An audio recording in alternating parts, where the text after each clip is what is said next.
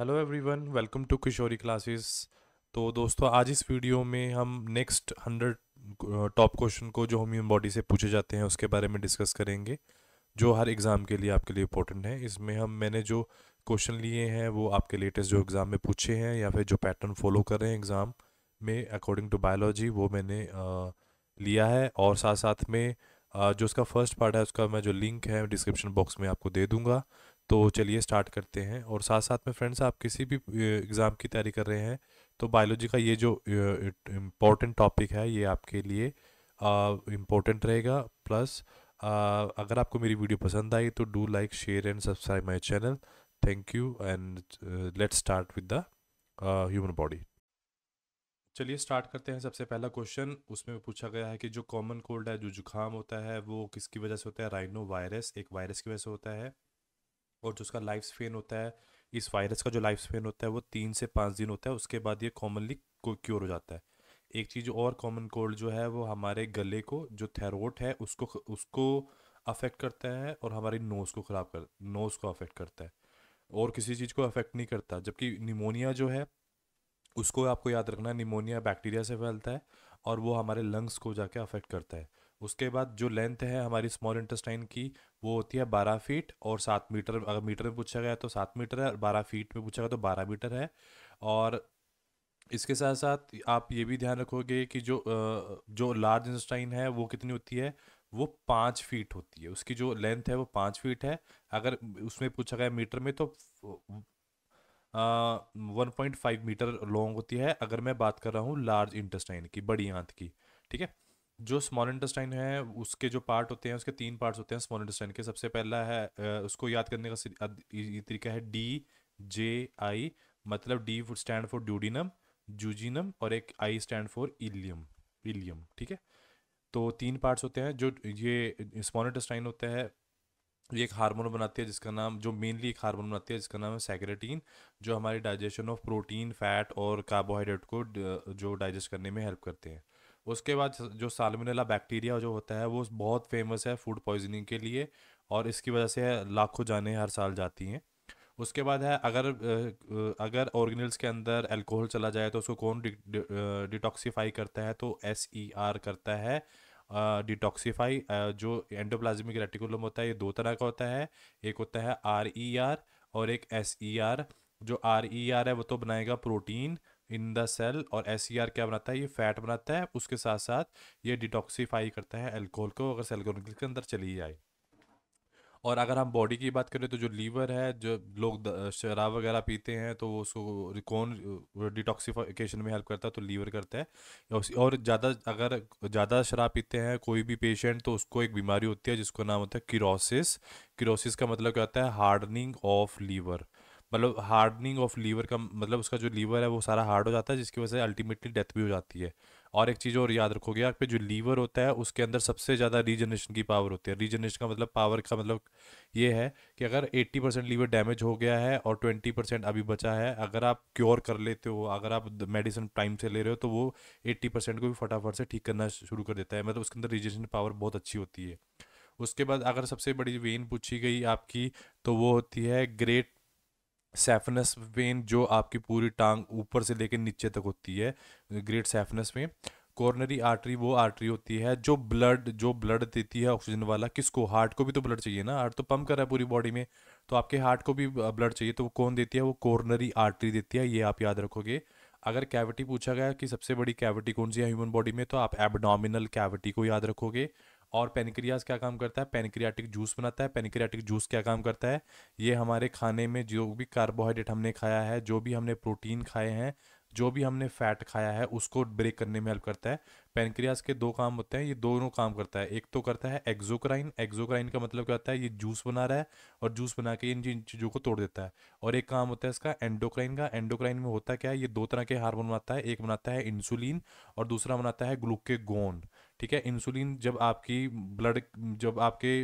जो आपका ब्लड है उसमें मीठे की मात्रा ज़्यादा बढ़ चुकी है, तो इंसुलिन आके उसको स्टेबल कर देता है, कम कर देता है। अगर और अगर आपकी बॉडी के अंदर ब्लड का जो लेवल है, एक स्पेसिफाइड लेवल होता है, उस अगर वो कम हो गया तो ये ग्लूकागॉन जो है ये आपको आके मैनेज कर लेता है। तो नेक्स्ट क्वेश्चन है चलिए नेक्स्ट क्वेश्चन स्टार्ट करते हैं कि जो हमारा जो ब्लड प्रेशर है वो कौन कंट्रोल करता है, वो एड्रिनल ग्लैंड करते हैं। आपको ये पूछा जा सकता है कि ये होते कहाँ पे हैं, तो आप जो किडनी है हमारी बॉडी में, जो किडनी है उसके जस्ट ऊपर यहाँ पे प्रेजेंट होते हैं हमारे एड्रिनल ग्लैंड। तो ये ग्लैंड क्या है जो ब्लड प्रेशर को कंट्रोल करते हैं। उसके बाद एक एडीएच होता है जिसका फुल फॉर्म आपको पता नहीं चाहिए, एंटी डायरेटिक हार्मोन है जो हमारे अमाउंट ऑफ यूरिन को प्रोड्यूस करते हैं, ये डिसाइड करते हैं यूरिन कितना बनेगा, ठीक है। उसके साथ साथ जो जब हम शराब पी के गाड़ी चलाते हैं तो जो ट्रैफिक पुलिस वाले होते हैं तो वो एक ब्रेथ टेस्ट लेते हैं, तो उसके अंदर कौन सा एसिड होता है, तो आपको याद होना चाहिए पोटाशियम डाइक्रोमेट सल्फ्यूरिक एसिड होता है उसके अंदर। उसके बाद है डायरेटिक, जो है वो एक ड्रग्स होती हैं जो हमारे यूरिन की सिक्रीशन को स्टिमुलेट करती हैं, चलाती हैं। और हमारा जो हमारी भूख है वो कौन डिसाइड करता है, वो हाइपोथैलेमस स्टार्ट करता है। हाइपोथैलेमस कौन सा पार्ट है, हाइपोथैलेमस हाइंड ब्रेन का एक पार्ट है, मतलब जो जो इसको एक पोर्शन है। उसके बाद ऑक्सीटॉक्सिन, ऑक्सीटॉक्सिन हार्मोन वो होता है जब आप किसी को प्यार से हग करते हो या फिर तो हमारी बॉडी से ऑक्सीटॉक्सिन रिलीज होता है। उसके साथ साथ यही हार्मोन जब माँ अपने बच्चे को हग करती है और किस करती है तो ऑक्सीटॉक्सिन हार्मोन रिलीज होएगा, जो क्या करेगा और रिस्पॉन्सिबल किस लिए होता है, वो उसकी मिल्क की इंजेक्शन में हेल्प करेगा ताकि जो बच्चा अच्छे से दूध पी सके। उसके बाद है 1 मिनट, कोई भी इंसान जब हवा छोड़ता है मतलब बाहर, तो उसमें कम से कम 16 से 17% ऑक्सीजन होती है।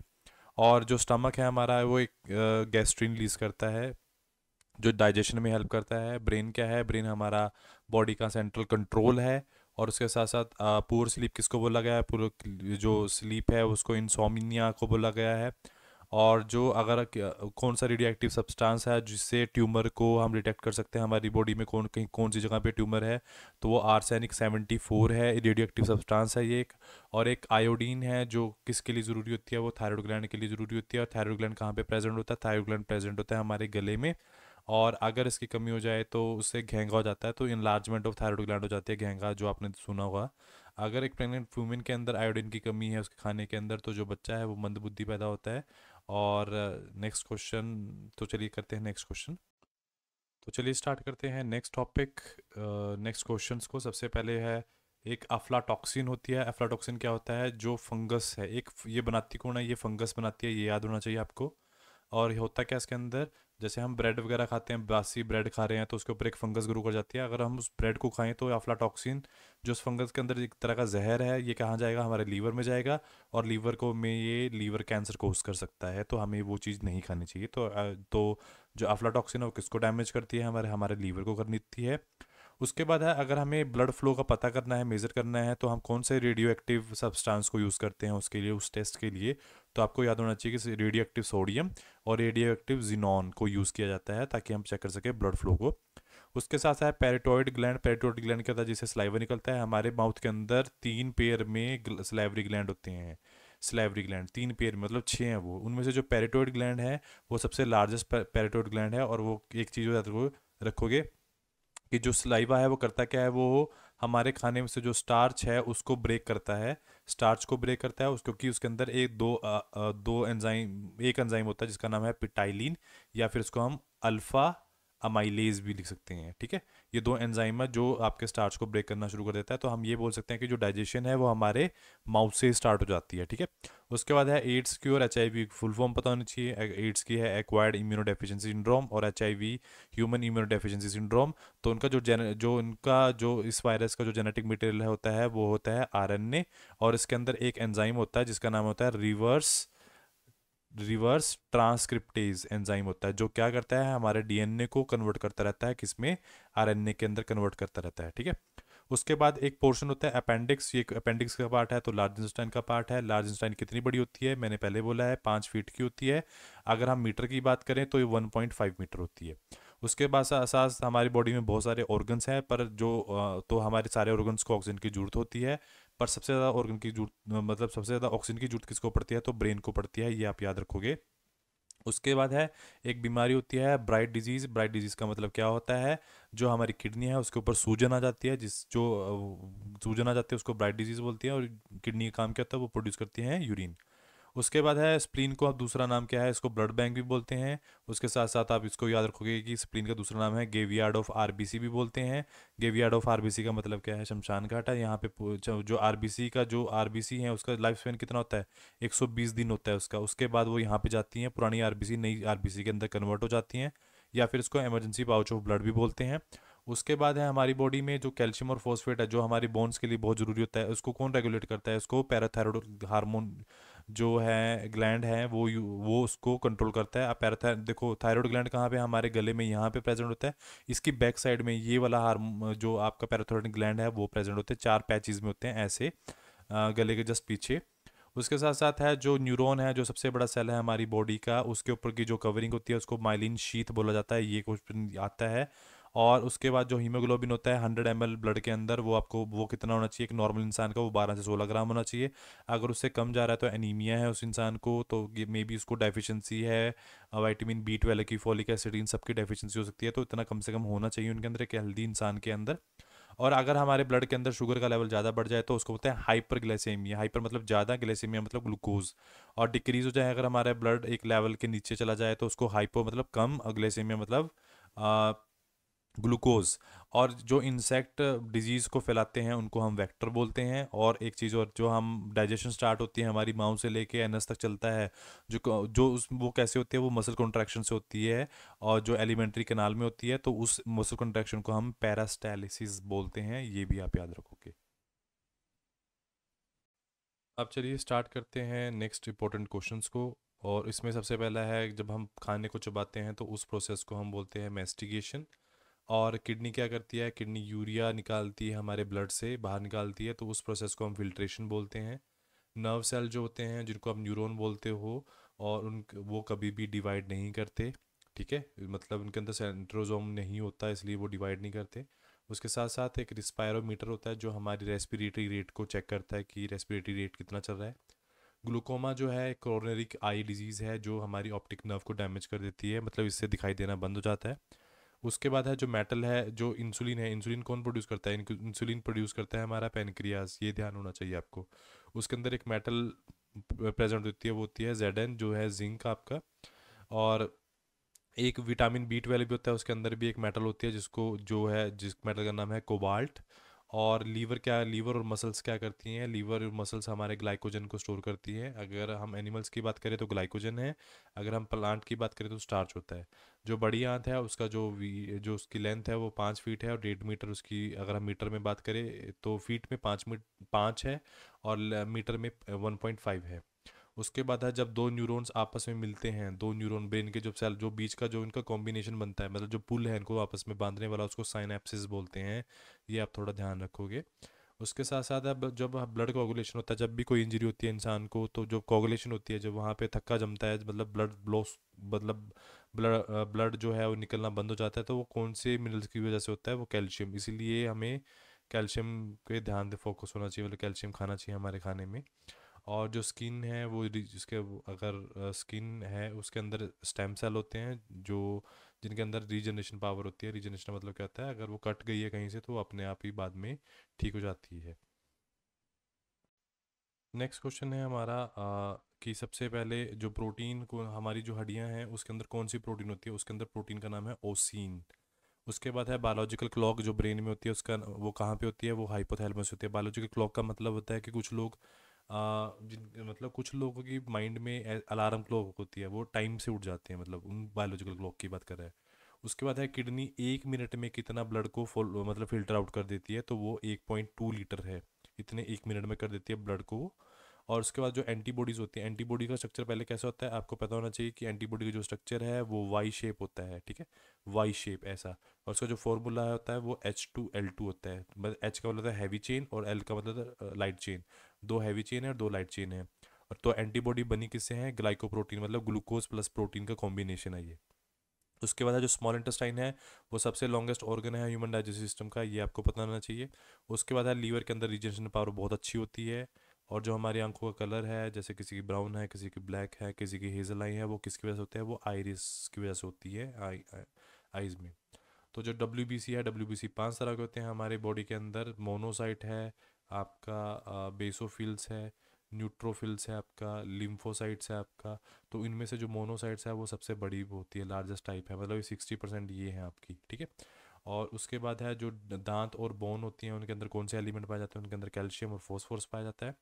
ब्लड क्या करता है, ब्लड ऑक्सीजन को और कार्बन डाइऑक्साइड को ट्रांसपोर्ट करता है पूरी बॉडी के अंदर। जो आरबीसी होती हैं उनका रेड कलर होता है क्योंकि उनके अंदर हीमोग्लोबिन होता है। हीमोग्लोबिन क्या है, एक आयरन रिच प्रोटीन है। चलिए स्टार्ट करते हैं। लास्ट में जो आई है, जो इमेज बनती है आई के अंदर, वो रियल इमेज होती है और वो बनती कहाँ पे, ओना रेटिना। और हमारी आंख जो है वो 25 सेंटीमीटर तक बिल्कुल क्लियर देख सकती है। तो ये पूछा जा सकता है आपसे कितने सेंटीमीटर देख सकती है, 25 सेंटीमीटर तक। उसके बाद जो ईसीजी होता है, जिसकी फुल फॉर्म होती है इलेक्ट्रोकार्डियोग्राम, जो है वो क्या करती है, हार्ट की कंडीशन का पता लगाती है कि वो ठीक है या नहीं है। उसके बाद है जो थैलेसीमिया है, वो एक ब्लड की बीमारी है जिसके अंदर हीमोग्लोबिन की जो प्रोडक्शन है वो कम हो जाती है। तो उसमें बच्चे में जो ब्लड है वो कम रहता है। तो उसमें ब्लड, डॉक्टर्स को ब्लड देना पड़ता है बार बार उसके। अगर हम जॉइंट्स की बात करें, जो नी जॉइंट है, जो घुटने का जॉइंट है, वो सबसे बड़ा जॉइंट है हमारी पूरी बॉडी में। हमारी बॉडी का टेम्परेचर अगर सेल्सियस में पूछा गया तो 37 है, अगर फ्राइडे में पूछा गया तो 98.6 फ्राइडे है। उसके बाद है हमारी जो जीभ है, वो 5 तरह के टेस्ट को टेस्ट कर सकती है, मीठा, नमकीन, कड़वा और खट्टा। उसके बाद है नया आया है उमामी। उमामी जैसे अजीनोमोटो है, जैसे हम पिज़्ज़ा वगैरह खाते हैं तो उसके अंदर ये वाला जो उमामी टेस्ट है। हमारा जो वॉइस बॉक्स होता है बॉडी में, उसको लैरिंग्स बोलते हैं। ल्यूकेमिया एक तरह का ब्लड कैंसर है। और हमारे जो हार्ट बीट होती है एक नॉर्मल इंसान के अंदर, वो 72 से 80 के बीच में हो सकती है, मतलब 72 पूरी नहीं होती, 72 से 80 के बीच में पर मिनट के हिसाब से हो सकती है। डब्ल्यूबीसी को हम सोल्जर ऑफ द बॉडी बोलते हैं। अगर हम डब्ल्यूबीसी के अंदर भी जाएँ तो उसमें एक बेसोफिल आते हैं, उनको भी हम सोल्जर ऑफ द बॉडी बोलते हैं। एक एडल्ट इंसान का जो दांत होते हैं उसका फॉर्मूला 21-23 होता है। 21-23 का मतलब क्या होता है, आपकी हमारी बॉडी में 4 तरह के दांत होते हैं मेनली। फर्स्ट होता है इंसीजर, उसके बाद है कैनाइन, आपका कैनाइन है, फिर आते हैं प्री मोलर और फिर आते हैं मोलर। 21-23 का मतलब क्या है, 2 सेट इसके हैं, एक सेट उसका, 2 सेट इसके, इस मतलब इसके। तो हमारे में इनको सबको मिला के तो 16 ऊपर हैं, 16 नीचे हैं, तो ये 32 दांत हो जाते हैं। अगर बच्चे का पूछ लिया तो 2102 है। 2102 का मतलब क्या है, प्री मोलर, मतलब जाड़ से जो अगले वाले दांत वो नहीं होते उनके अंदर। तो ये आपको ध्यान होना चाहिए।